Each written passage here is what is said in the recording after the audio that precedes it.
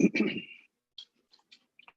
Ajnanatimirandasya Jnananjanashalakaya Chakshurunmilitam Yena Tasmai Shri Gurave Namaha Shri Chaitanya Manobhishtam Sthapitam Yena Bhutale Swayam Rupa Kadamahyam Dadati Swapadantikam Vancha Kalpatarubhyascha Kripa Sindhubhya Evacha Patitanam Pavanebhyo Vaishnavebhyo Namo Namaha Jaya Shri Krishna Chaitanya Prabhu Nityananda Shri Advaita Gadadhara Shivasadi Gaura Bhakta Vrinda Hare Krishna Krishna Krishna Hare Hare Hare Rama Rama Rama Hare Hare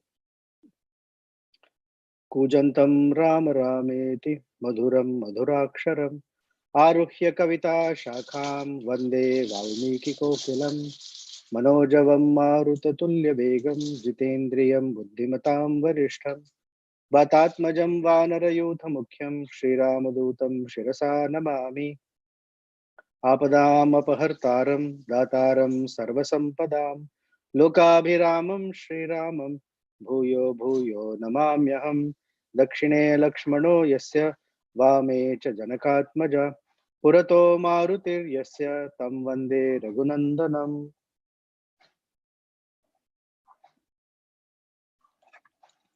All right, so continuing on, we will pick up at chapter 79. Bharata has ordered the building of the construction of a roadway that will take him all the way to Chitrakoota. And Ramachandra, along with Sumantra, had traversed this path on foot first, and then on chariot first, and then on foot. That's different from Bharata going with the armies, like we heard, the 4 divisions of the armies, a whole bunch of ministers, followers, etc. So he needs proper roads to be constructed, rest stops for the horses, elephants, supplies so that the horses, elephants, and soldiers can eat, can take rest. And because the king is going, it's not some ordinary arrangements, good arrangements, although he's not yet the king, but in everyone's minds, Bharata is the king after Dasharath Maharaj.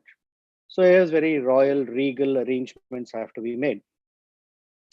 So that's what we're going to hear a little bit about. I'm not going to go every verse because there's so much description. I'm not sure we are all also interested in so much of details of how the construction was done, but here pretty much how it is. This is chapter 80. So in chapter 80, so those who were experts in geology, those who are experts at leveling the land, civil engineers, very strong, courageous, and attentive laborers, excavators, mechanics, carpenters, masons, woodcutters, etc. Men who are skilled in masonry works of plastering and whitewashing, those who knew how to make baskets, those who knew how to take animal hide, they're called tanners, to do tanning work, supervisors, the whole bunch of people, the skilled artisans, were all set to task to build this highway from Ayodhya to Chitrakoota. And all of them happily, gladly engaged in this work because of 2 reasons. One, Bharata, who's a very kind and loving person, they're happy to work for him. And second is they know that the outcome of their work is that Ramachandra might come back to Ayodhya, so they're even more inspired. So they set out, they created a plan, And according to that plan, they started cutting out all the trees, the weeds, the creepers, shrubs, rocks. They moved aside to make a rough pathway. Now, see the interesting thing, which in way back then, the whole area was so well afforested, yet Valmiki Rishi very specifically says that as they were clearing out the foliage and trees were being cut down, on the sides where there were no trees, they started planting trees. Avikshe chuta deshe chu kechit vrikshan aropayan. So in the areas and lands where there were no trees, they started planting trees. Okay, they started using hatchets, axes, sickles, all of that to clear the area. They removed some very heavy categories of grasses. They leveled the place and they kept going. And along their path, if you know anything about construction, I don't know much, but if the government decides to put a road, lay a road in a particular direction, if there are buildings obstructing it, they will bring the buildings down. Then they will put the road over it because that's how they feel is the best way. So as they were going, if there were wells, they filled up those wells. They were large rocks. Then they pulverized those rocks. They smashed. So very much removed any impediments along the way. And the wells that were filled up, naturally people need water. So then on the side, away from the road, they started digging wells for people. So they created ponds with very, very nice cooling waters, etc.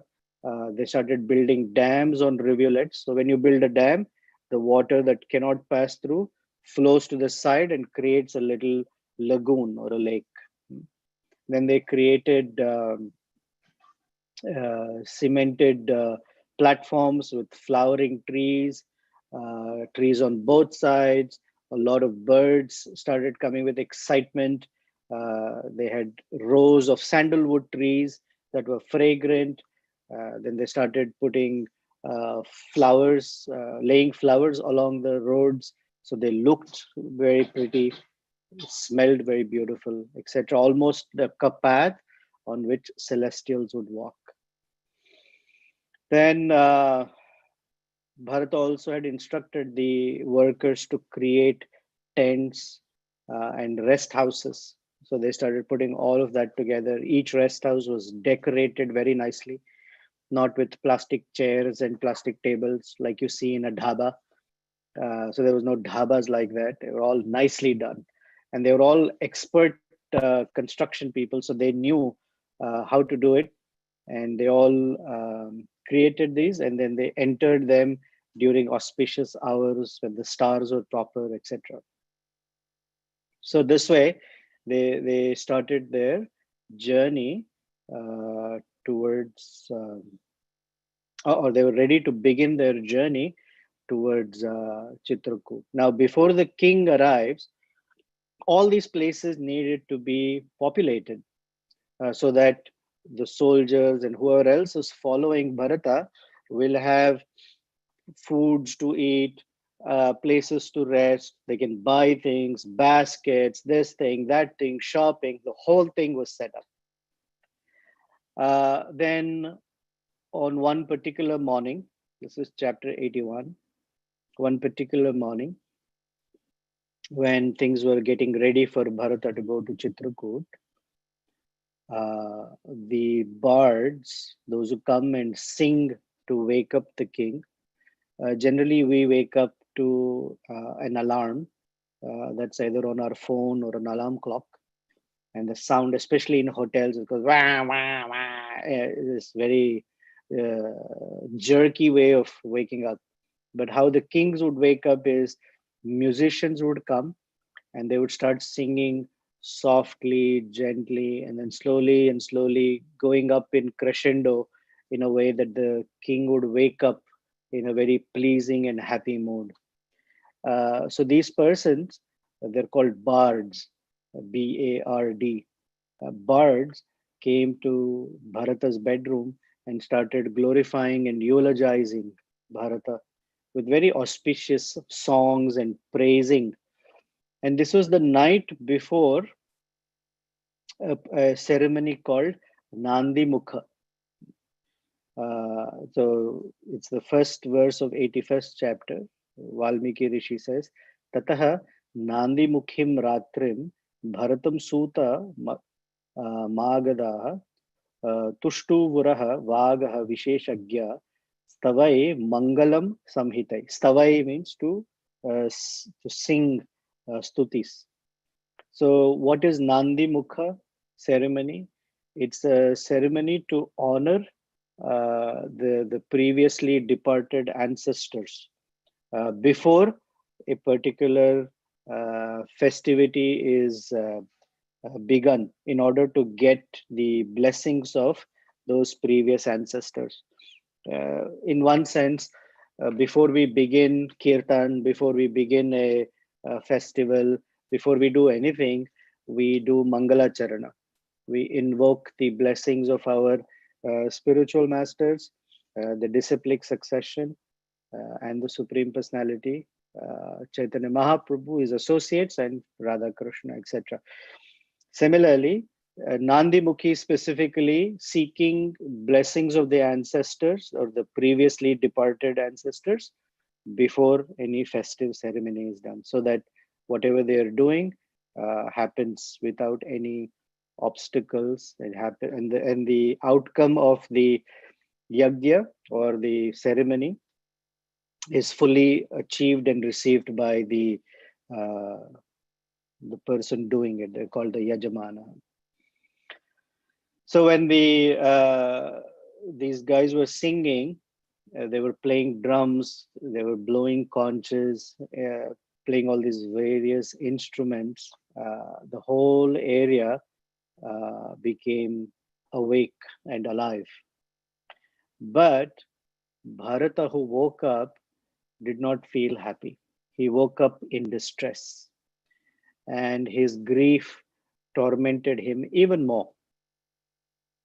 And the way Bharata woke up and he said, I am not the king. I am not the king.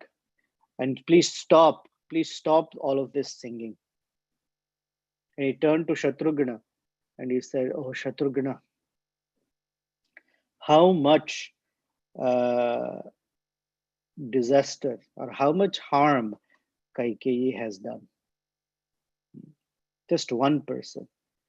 And King Dasharatha has left us, leaving all of us in severe sorrow. Actually, this wonderful kingdom of Ayodhya and the place Ayodhya that was originally conceived by Manu and built by Vishwakarma is the very seat of Dharma. And persons like Dasharatha, who was such a dharmic personality, he was the fit ruler for this Ayodhya. Now, without him, it's like a boat without a rudder. And when a boat doesn't have a rudder, the waves shift or toss the boat here and there. Tossing the boat means it's analogous of when circumstances become very difficult in someone's life. If there isn't a dharmic anchor, if dharma does not guide us, then the boat of our life gets tossed left and right, and the persons who are sitting in such a boat become seasick. And he says the next anchor for this boat is Ramachandra, but he has also been sent away to the forest by my mother. So seeing all this, Bharata lost his consciousness, and all the women in the area started crying. When Bharata was lamenting like this, and he was unconscious, Vasishta Muni came. Give me 1 second, I have to pause here.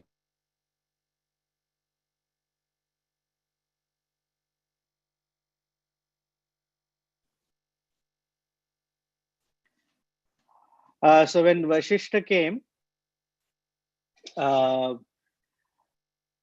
it is described he walks into this royal palace that is made with gold, studded with gems and jewels.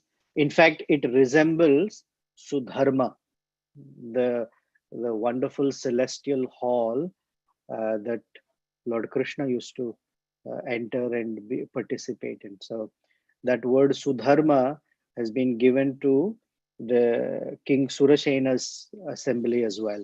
But Sudharma basically is the assembly hall of all the celestials. So here's the verse. Shatha Kumbhavayim Rasyam Mani Ratna Samakulam. Mani Ratna. Mani is different jewels, and Ratna is all different kinds of precious stones. Sudharmam eva dharmatma saganaha pratyapad adyata. Sudharma eva. So then Vasishta, who knew all the scriptures, sat in a very special, what we call presidential chair made of gold, and it was wrapped with very comfortable cushions. And then he ordered the messengers. He said, quickly, bring Brahmanas, Kshatriyas, Vaishyas, and Shudras. Okay? And this is an urgent need for all of us to take care of certain things. He said, bring Shatrughna, bring Bharata, bring Yudhajit, who is Bharata's uncle. Bring Sumantra and all the other royal well-wishers. And so all these people started bringing themselves and their followers. And there was a lot of commotion at the royal gates because chariots, horses, elephants, people were coming on them.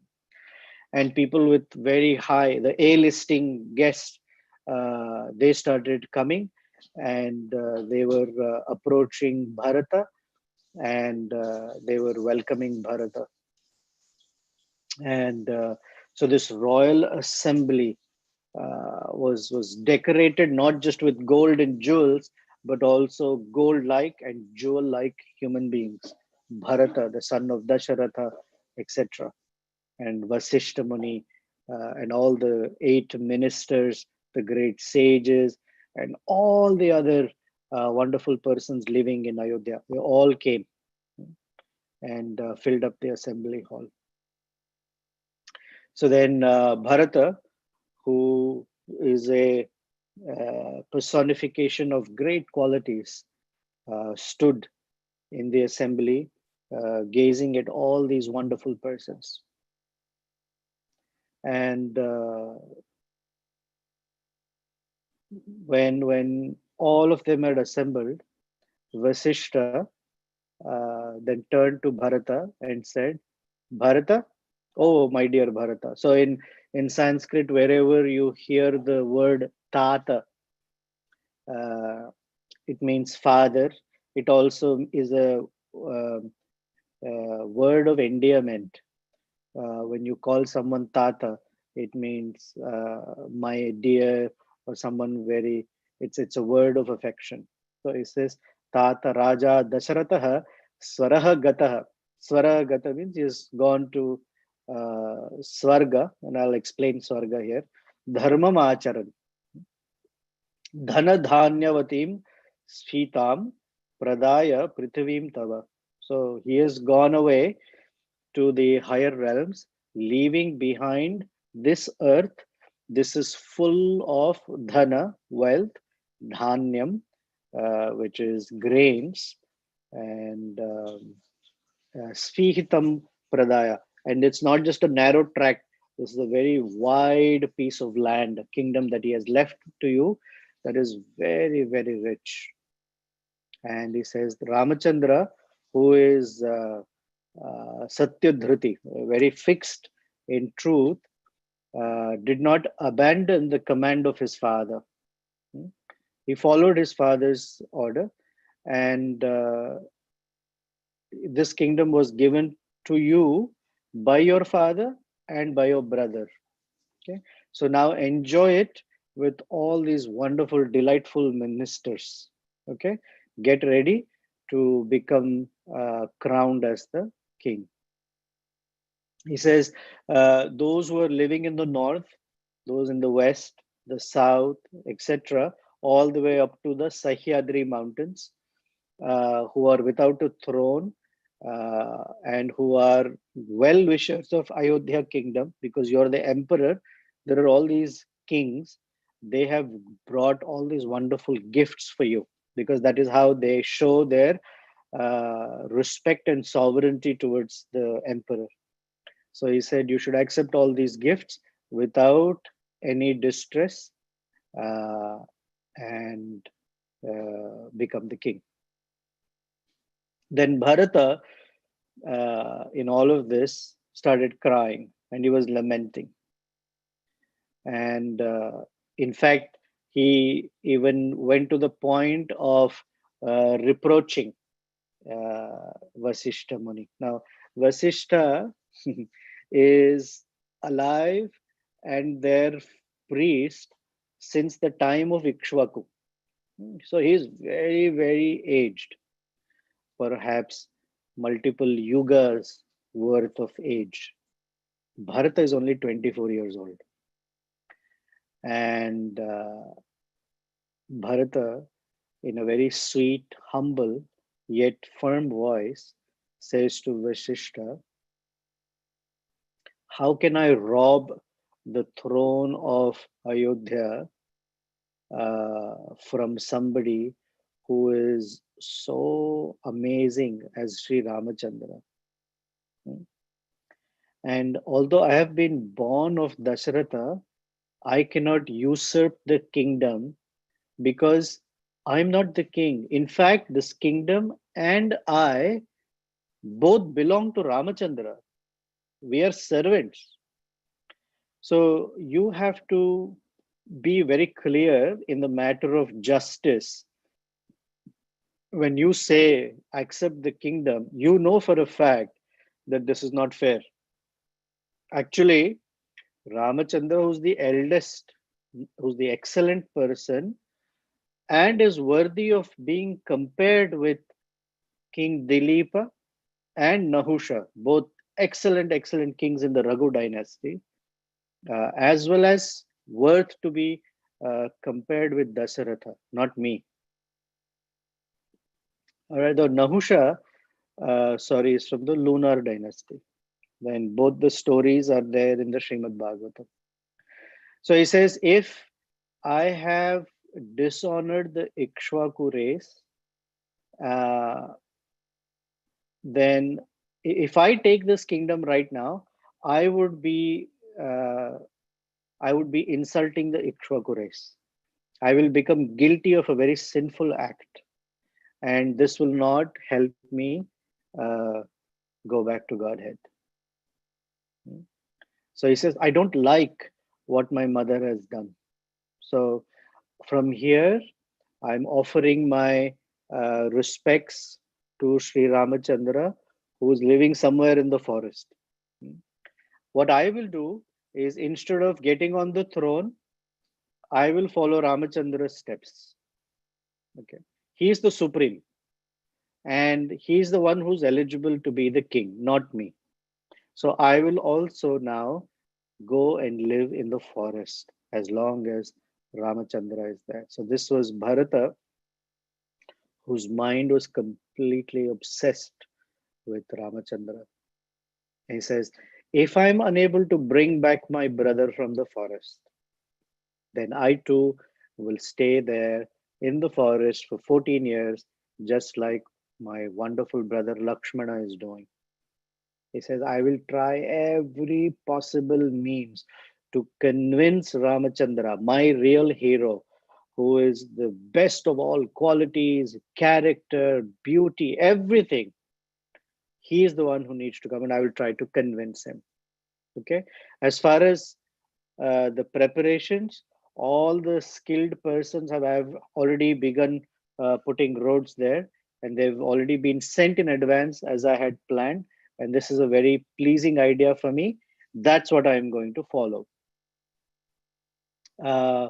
So having said this, Bharata then turned to Sumantra, okay, who Sumantra means very, very sharp and clever.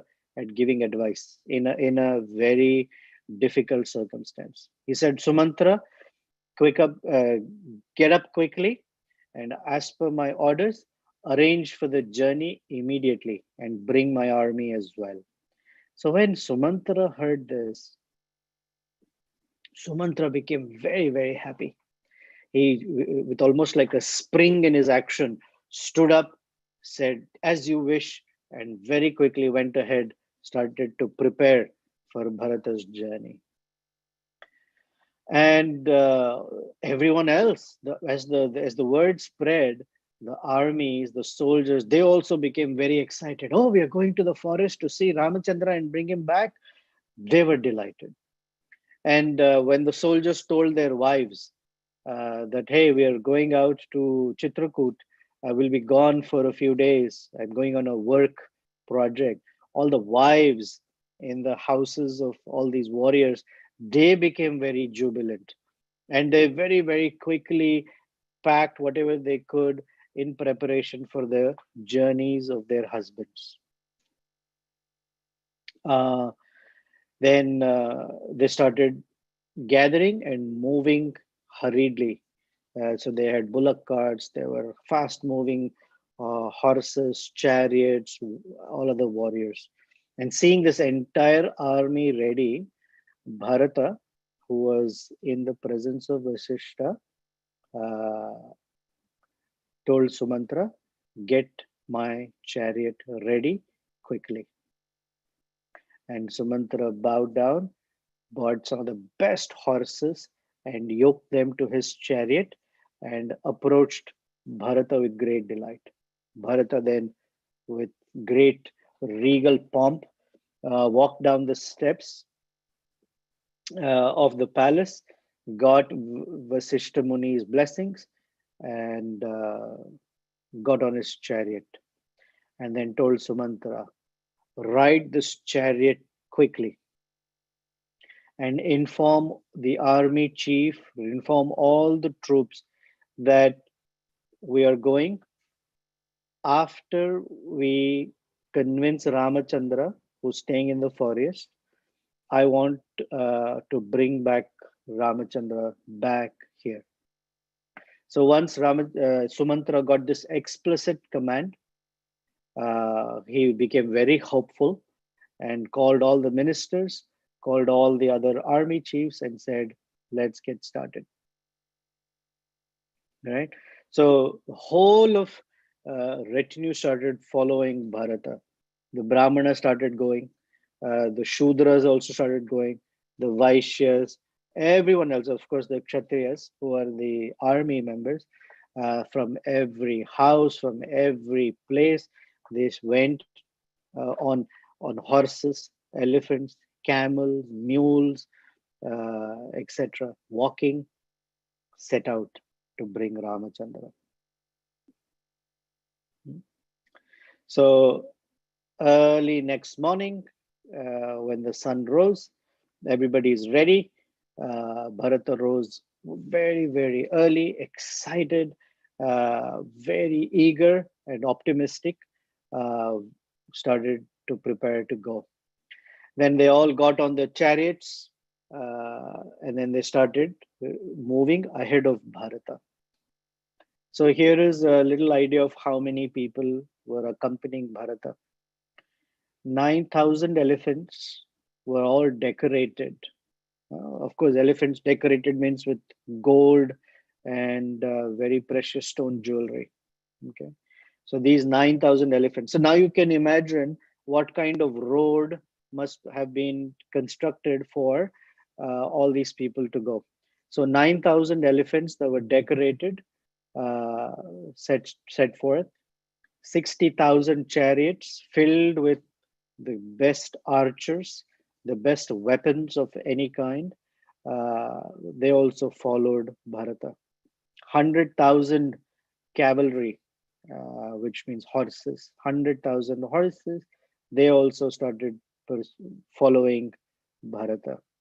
Kaikeyi, Sumitra, Kausalya, they all were on their individual, beautifully decorated chariot. Then all great Brahmanas, they also with happy hearts were following Bharata, and they were talking to each other.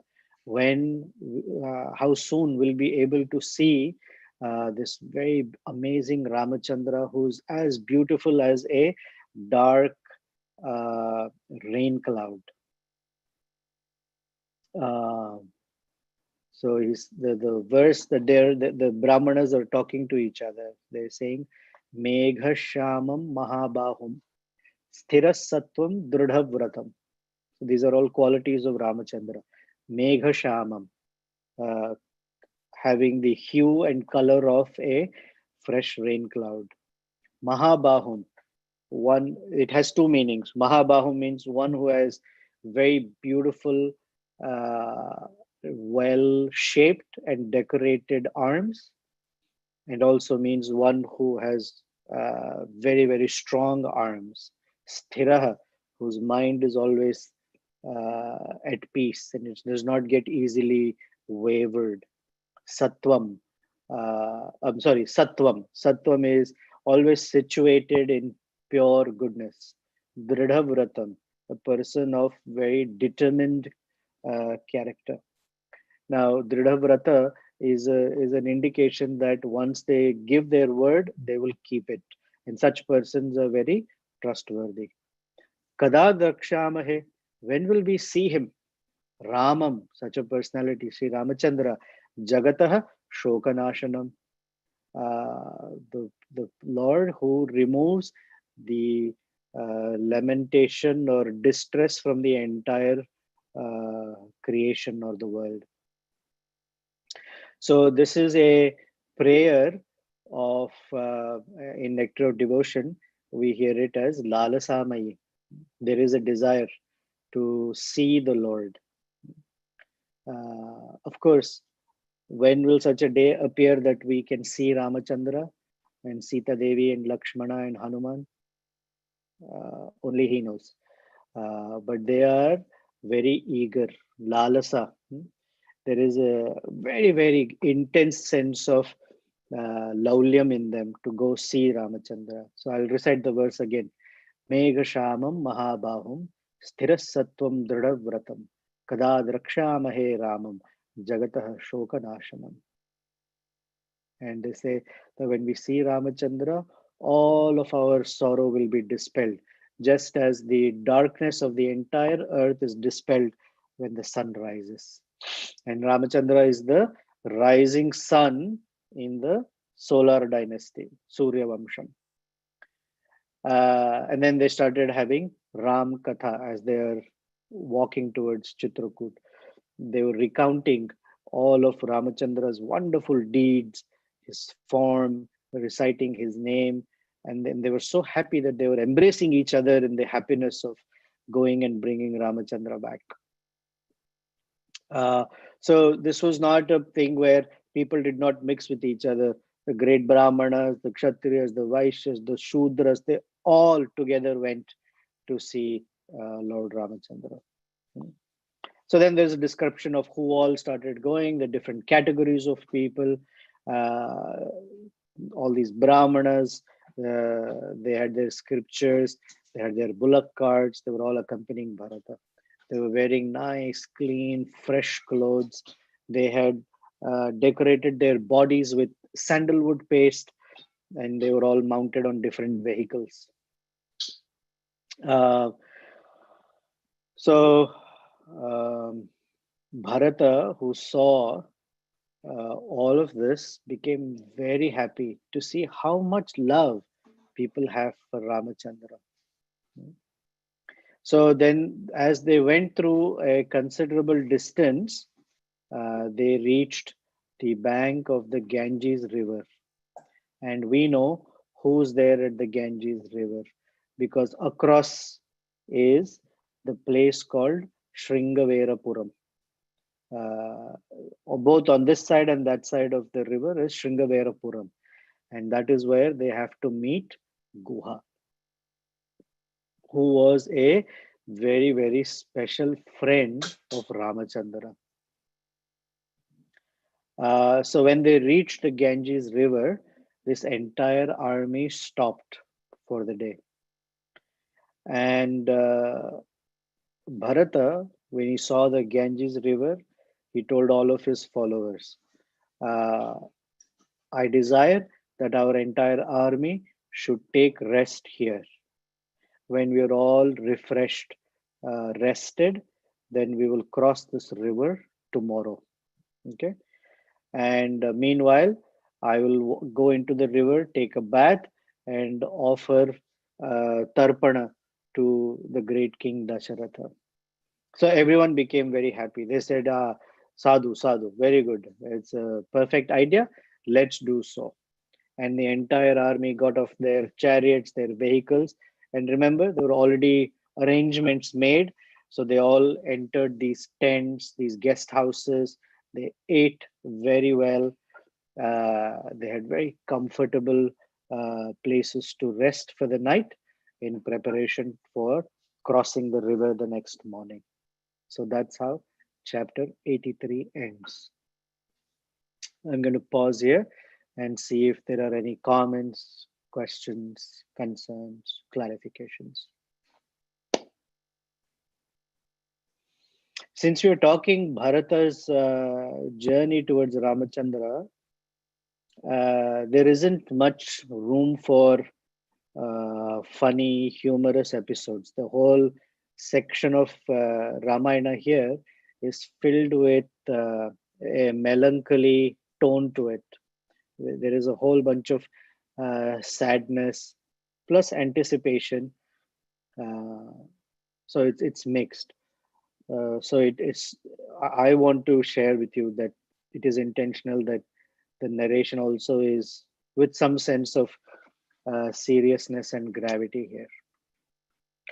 All right. Any questions, comments, thoughts?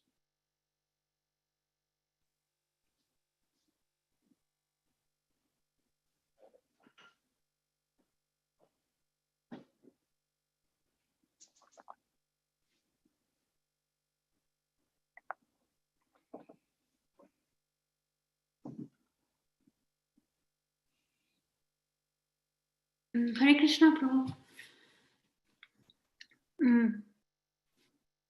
I was thinking Sumantra went only up to a point and returned back. So, how does Bharata and all of them know that right now Ramachandra is in Citrakoot? Because the country is filled with messengers, spies, people who talk to each other. So Agastya Muni's ashram is filled with Brahmins. They are traveling back and forth to Ayodhya. There are royal, uh, I don't know what they're called. I don't want to call them spies, but there are people who are always uh, spread out in the kingdom, bringing messages back as to how things are going in the kingdom.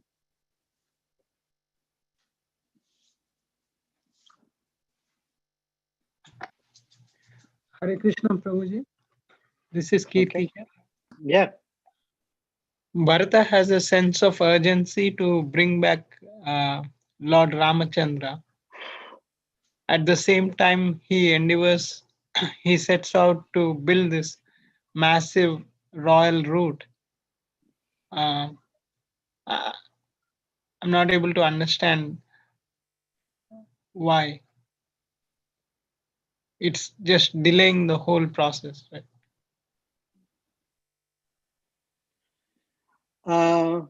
Yeah, our calculation of time is such that it has to be done quickly. But we're talking about royalty and we're talking about the supreme personality. So while there is the emergency, it also should be done properly. Quite often, when I say we, in general, the sense of doing something is clear, but how to do something may not be clear. And most of the time, it's not the what that we do incorrectly, it's the how. And these are great persons. And great persons teach us that the what and the how both should be done properly. If he is going to receive Ramachandra as the king of Ayodhya, just going by himself is not befitting, it's not proper. Ramachandra should not come back to the kingdom on a lone horse and chariot with Sumantra, walk into the palace and say, Bharata told me I need to be the king, so I am back. That's not how it's done. It's not proper, it's not befitting. What is befitting is that the invitation from Bharata should be done in a royal way and in a glorious way to show Ramachandra how serious he is for him to come back. And he has won Thank you, whole Prabhu. witnesses and people. It's convincing when the whole, not just whole, so many people from Ayodhya show up to Ramachandra and plead. It's a stronger case than Bharata just sitting on a chariot, quickly going and saying, please come back. So back to, it's not only what needs to be done, but how it needs to be done properly.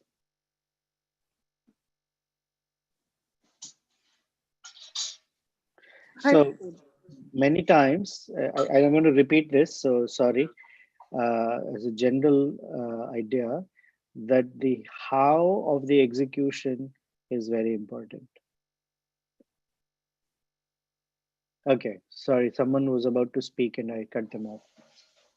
Hare Krishna Prabhuji, this is Shuchi here. Suchi. I have a twofold question. The first one Yeah, is today Bharata didn't say much about Kaikeyi. I agree. Thank you for explaining the rationale behind. Thank you, Sure. Prabhuji. So the question for today is the first part of the question is: was Bharata aware that Rama followed the order and it was according to dharma that he should definitely go because his father has made the commitment? So was he aware of that conversation, or that was according to dharma that he should be going? So he was just following his father's order. Was he aware of that? That Ramachandra was following his father's order? Yes. Yeah, absolutely. So let's look at it from different angles of how it is convincing. First, Ramachandra, who is known as Dharmagya, would not do something if it was not according to Dharma. That was very clear for everyone. Mhm. If Dharma says do, Ramachandra will do despite his own life at risk. And if Dharma says don't do something, he will give up his life but will not do something. So that Ramachandra did something means it did not violate Dharma. That was very clear from that perspective. Second, there is Vashishta and all of these great personalities. That's a second way of validating it. His own mother narrates that this is what happened, and because your father had promised, and I asked him to fulfill his promise, he did so by giving you the kingdom, and upon my request, which is also a promise that he had given me, he sent Ramachandra. He doesn't like it, but he has to follow it. Now, certain things, when we have to act according to dharma, we may not like it. In persons making choices, many times the choice criteria varies. Some persons choose to do something because they feel, I have no other choice. I have to do this. Second is about likes and dislikes. Some do certain things because they like it, and they don't do because they don't like. So, choice making on the basis of like and dislike is not very advanced, but it's there. Then, third is called preferences, which is a little different from like and dislike. I may not like it, but I prefer to do it this way. Then there is dharmic. Dharmic means the Vedas, the spiritual masters, the authorities say, and that's what I follow, whether I like it or I don't like it, whether I prefer it or I don't prefer it. That's very high standard. And that's where Ramachandra operates, and Bharata knows that is where he also has to act at that level to convince Ramachandra to come back. But did he know? Yes, he does. Yes, Okay, he so did. this, yeah. So my second question was just a segue. So he is emotionally carried away at this point to just get Ramachandra back. So what is the logical premise to going and getting Ramachandra back, apart from he's not happy that he is gone to Dandaka forest? So what's the logical, because he knows that Ramachandra is following dharma, and when he knows that he's following dharma, he should not come in a way when he's following dharma. So what is the premise or the logical reasoning behind he going and getting him back? First, it is Bharata's humility. He does not believe himself to be anywhere in the neighborhood of Ramachandra's qualification. First. Second, he feels that since he is being asked to be the king, he has the room to convince Ramachandra as the king now to come back and take his kingdom rightfully. Third, he wants to apologize on behalf of his mother and set things right. And fourth, love does not understand rules.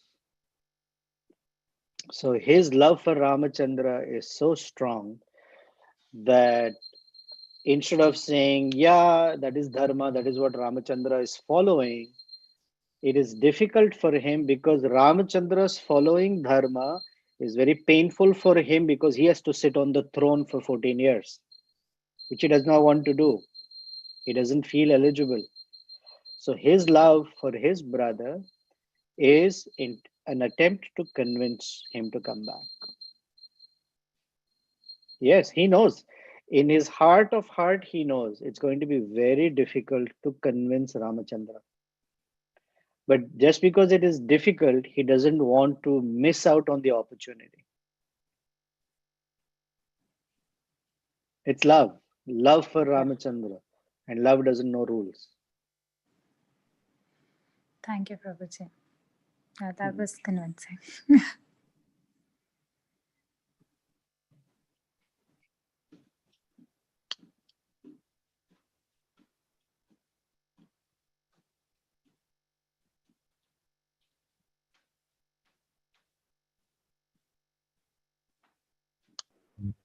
Hare Krishna, Prabhu. Hare Krishna. Please accept my humble obeisances. Please accept mine too. I was just having some appreciation over here that for a otherwise normal human being, they would say, we know Lord Ramchandra, that he is not going to deviate from his vow. So there is no chance of him coming back. So in this case, it may seem like Bharata is just, banging against the wall. But a lot of good things definitely has happened just because of him taking this step. Because all the Avadvasis who were like kind of dead people because of the sorrow, they all of a sudden came to their life and they were like almost like back as before. And Bharata, who was having such a burden on his shoulder, and all of a sudden, all of people definitely may think that Bharata is doing the right thing. And obviously, that only, s- at Bharata's caliber can think about that, okay, even if Lord Ramchandra may not come, I have a plan B. So we from our perspective may think, okay, in this situation, this or that can be done. But when you hear Ramayana, we can see what the righteous thing is much beyond our thought process. And it is much more beyond than what we think it's perfect. So it's just like we need to hear and just absorb that. That's the thought I can see. I mean, nothing else Yeah. is like speechless. We are speechless. Yeah, thank you for sharing that. That's nice. These are great persons and great person. So in Chaitanya Charitamrita, there is a verse, Vaishnavera Kriya Mudra, something na bhujiya. I forget that the activities and gestures of great Vaishnavas are not easily understood by worldly people. So these are great personalities, and they're showing us, they're demonstrating to us from different angles how their love for the Lord guides them in doing things that are glorious. So thank you for sharing that. Hare Krishna Prabhu. Just a quick question here. So far, people of Ayodhya were thinking that King Bharata was part of the conspiracy along with his mother, etc., etc. So, is that burden gonna continue now? Because by this act of going and trying to convince Lord Ramachandra is actually showing that he's not part of that. So, was everything fine later, or still he was misunderstood? So the Ayodhya Vasis, the ministers, they're convinced. They have stopped at the Ganges River. When they have to cross over and meet Guha, next challenge. Then Bharadwaj Muni, next challenge. Then Lakshmana. So there are still obstacles left, not done yet. Okay, so In Olympics there is, or not Olympics. I when I was younger, I used to watch races called steeplechase or obstacle race, where they're running fast. One obstacle they have to jump, another obstacle they have to go under something. They have to scale a thing. They have to climb a particular wall. It's called obstacle race, or we used to call it steeplechase. So Bharata is almost challenged every step of the way. There are very big challenges that he has to overcome.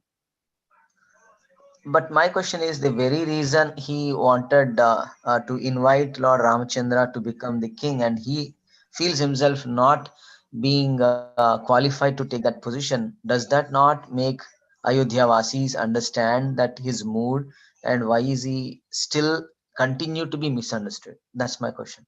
Well, Ayodhya Vasis are okay now that he's going. But what about Guha? He doesn't know yet. Bharadwaj Muni doesn't know yet. Lakshmana doesn't know yet. Okay. What if he has come to kill Ramachandra? He's coming with his whole army. Who knows what his intention is? Okay. And they will ask him, what is your intention? Hmm. Sure, Prabhu. Makes sense. Gaurasundar asked that Vasishta Muni says Dasarath Maharaj has gone to Swarga. What does that Swarga mean? So in Ramayana and in places of Mahabharata, especially when these great personalities like the Pandavas are concerned, the term Swarga is used. And according to Govindaraja, that Swarga, although used as Swarga, uh, is not the conventional Swarga that we know of, the heavenly realms. So there are levels of understanding that word. For example, in the Gayatri, we talk about Bhu, Bhuvar, and Swar.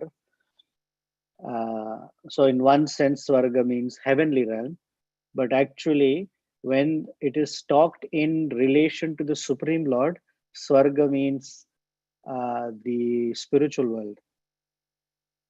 So the question is, why is the word Swarga used? It is used in reference to the ability to convey to us what the spiritual world feels like.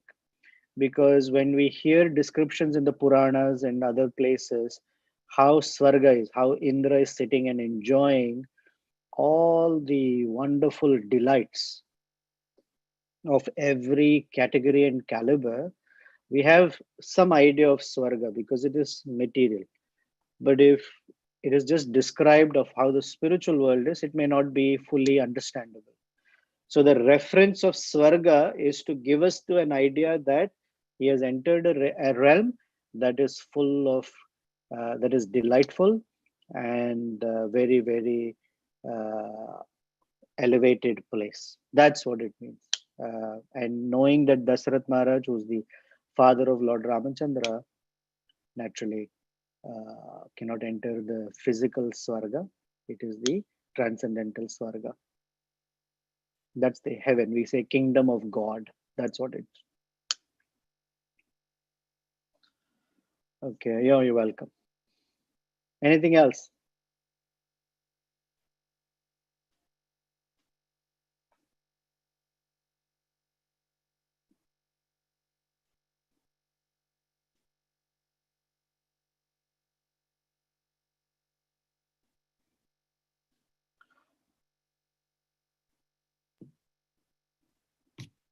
I have another question, Pro.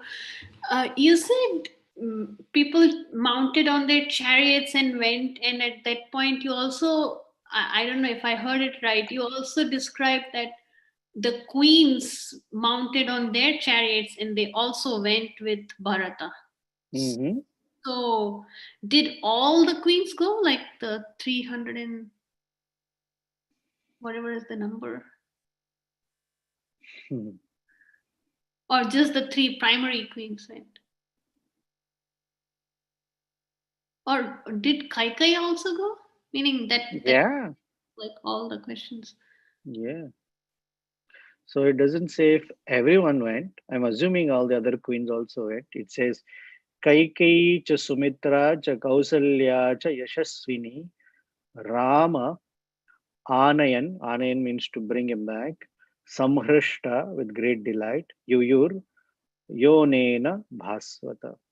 Yo Anena Bhaswata. Rode in a resplendent chariot, delighted as they were at the thought of Ramachandra's return. So is Kaikeyi delighted? Yeah.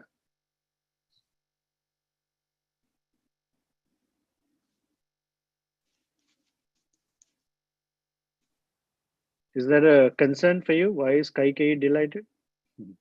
I'm still not sure if Kaikai is like grieving her act, or she's not happy that she acted the way she acted.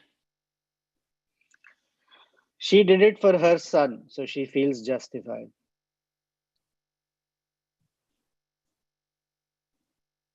She has great love for Ramachandra too. But the love for her son somehow superseded it.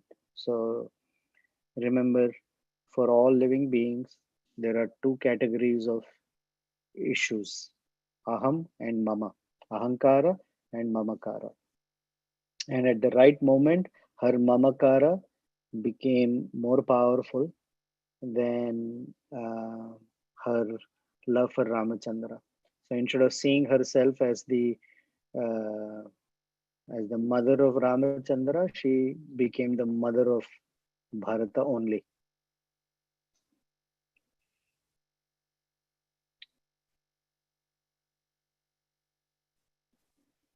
Okay, thank you. Mm-hmm.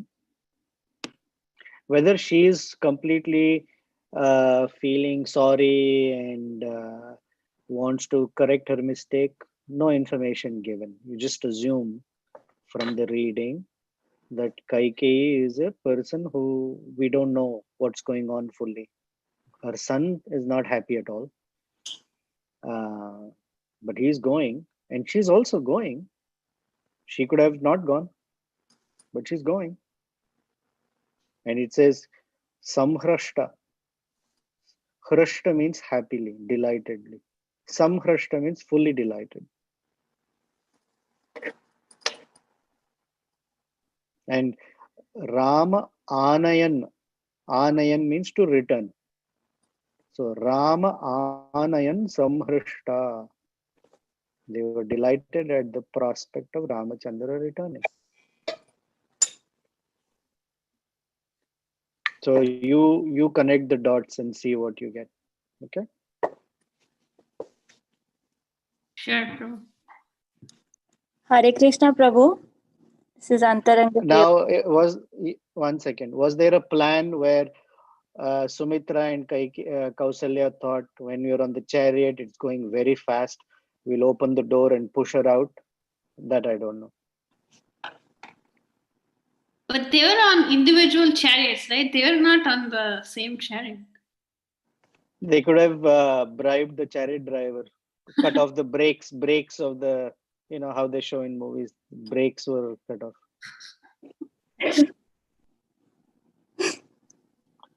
Okay, Antaranga Mataji. Yes, Prabhu, I just wanted to thank you and appreciate all the description you have given of how the roads were built and the new trees were planted, new wells were dug, etc., etc. So I was really liking that description because now I have realized that I have heard Prabhupada used to say that all the leaders, they should be well versed with scriptures, they should read scriptures, then they will really serve the public very nicely and not for profit. So I wish the leaders of Maharashtra government had heard this, then all that deluge that had happened in 2006 wouldn't have happened. And I wouldn't be stuck with neck deep water. So really, Oh. I was really appreciating that. Thank you. Oh, you're welcome. Any appreciation belongs to Valmiki Muni for writing such detail. Yes. So in when he composes the Ramayana, he says Samakshara, that my composition is perfect because it is Samakshara. So Sama Akshara or Sama Akshara means with complete uh, uh, alphabets and syllables. So that said, the externally the poetry is very beautiful, but the idea of why would Valmiki, who has been meditating on the holy name of Ramachandra for almost 6 yugas, say something like my poetry is complete with very beautiful, nice description. So the acharyas decode that actually it is the word sama actually means the Supreme Lord along with his consort. In Sanskrit, when we say sa, it means along with, right? We say sameta, or sa is for the word sameta, along with. We say Rama Salakshmana, Rama along with Lakshmana. So sa, ma is Lakshmi Devi or Sita Devi. So samakshara means every syllable is a description of sama, the Lord along with his consort. So the question that was earlier spoken, why Bharata, Kirti was asking, Bharata could have sat on a chariot and gone, but you don't welcome the Supreme Lord back in a pickup truck. It's done with regality. It's done with great festivity, like Rath Yatra. Why should Lord Jagannath, when he's going back, when he's going to Gundicha and coming back, why should he just go? He could have just gone on a simple cart and come back. But why such fanfare? And why for thousands and thousands of years it's being commemorated? Because he's going on a mission. Bharat is also going on a mission to bring the Supreme Lord back. So it's done with great royalty. And that's Valmiki's description. Yes. I edited so much thing out. There's a lot more. I don't have the capacity to describe it or even understand it, or the time to go through every detail. Yes, I but also have to be describing this, conscious that the audience should not feel like, oh, why is he talking so much about construction of the roads? But thank you for expressing it. Thank you, Prabhu. Okay, final, anything?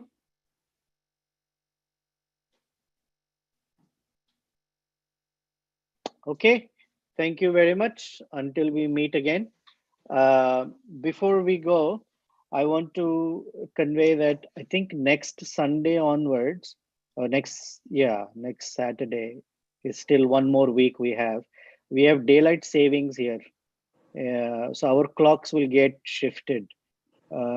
Spring forward, fall backward. Fall backward means our 10 o'clock will be much later for you. It will be 9:30 in the night.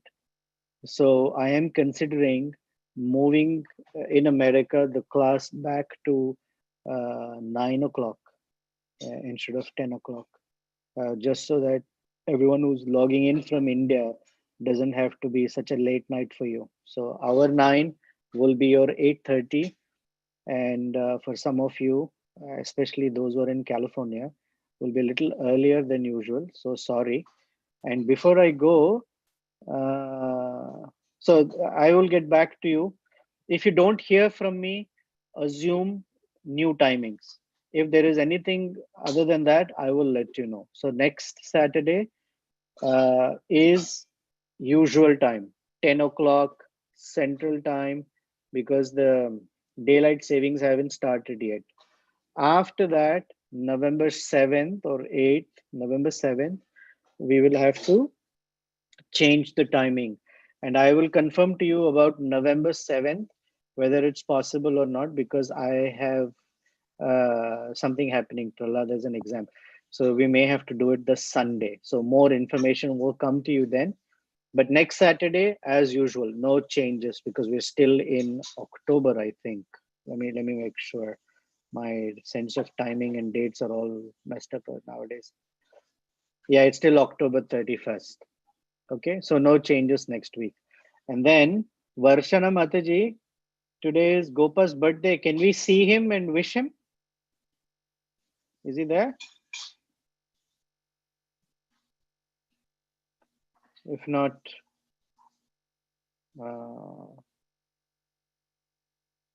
Haribol, is he there? Okay, he's not there, I guess. Hare Krishna. Take care until we meet again.